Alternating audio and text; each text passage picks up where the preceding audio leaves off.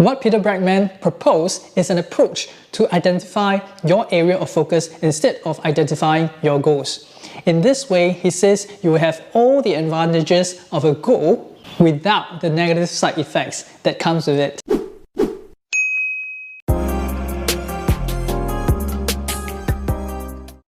The book of the week is 4 Seconds by Peter Bregman.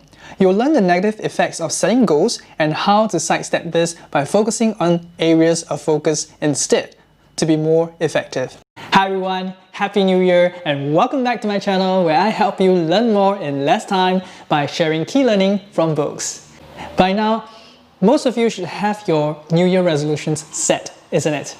How many of you are so pumped up and raring to go at the start of the year with so much enthusiasm and energy that you feel you can do anything to achieve your goals?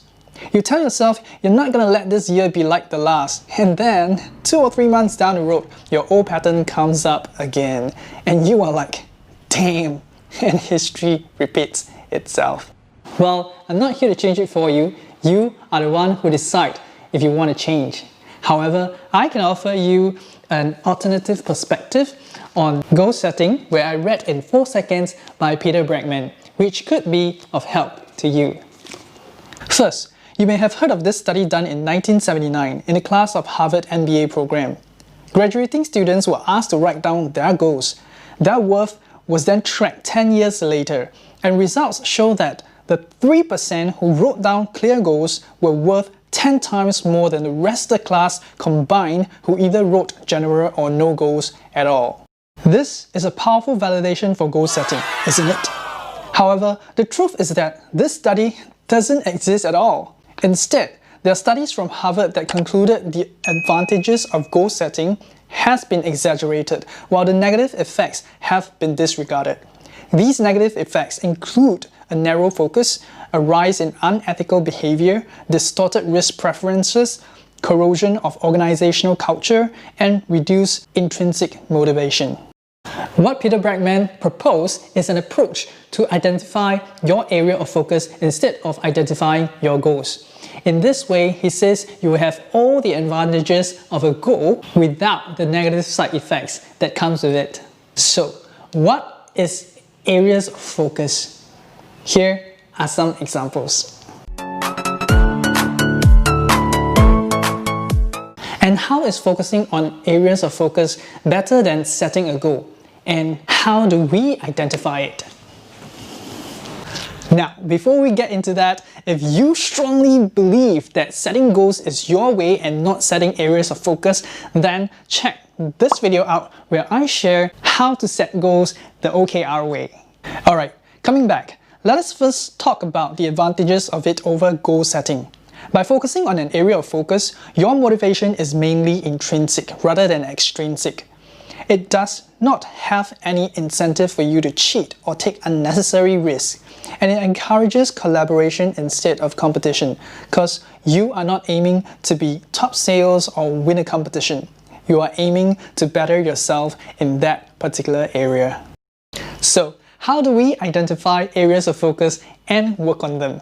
The first step is to identify or determine the things you want to spend your time doing.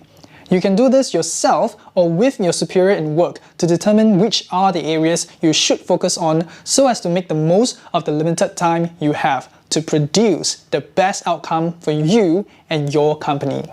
Once that is determined, spend most of your time doing that and the rest will take care of itself. Take note to identify not more than 5 areas of focus, as anything more than that will not be effective. Second, you have to resist the temptation to identify the outcome you want to achieve. Peter Bregman says to leave that open and be pleasantly surprised what it brings.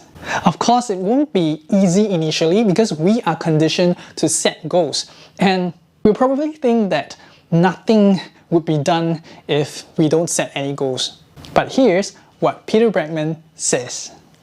In my experience, not only will you achieve at least as much as you would have if you had set goals, but you'll enjoy the process far more, avoiding unnecessary stress and temptation.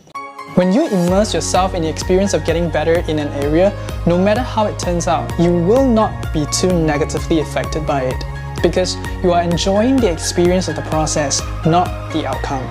It's not about the feeling after the outcome, but rather the feeling during the process. Third, make a commitment to follow through. Don't leave it to motivation. Because motivation is overrated. Taking actions is the only thing that's practical and making you progress. The more you wait or want to motivate yourself, the more stressful and guilty you become, because this will only widen the gap between your motivation and your follow-through. If you want to go exercise after work, commit it to your schedule and follow through. When the time comes, don't think about how late it is or how tired you are. Just do it. Take 100% responsibility on your commitment and don't let your mind talk you out of it. Actually, I find this particularly useful. Whenever I put things down on my calendar, I respect it and get it done most of the time.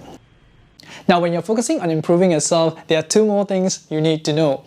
One is that your performance may go down for a while before it goes up, right? Because when you are improving yourself, you are doing things that is out of your comfort zone, things that you have not done before or is pretty difficult at your current level. Second, in order for you to sustain your actions, you have to immerse yourself in an environment that supports it.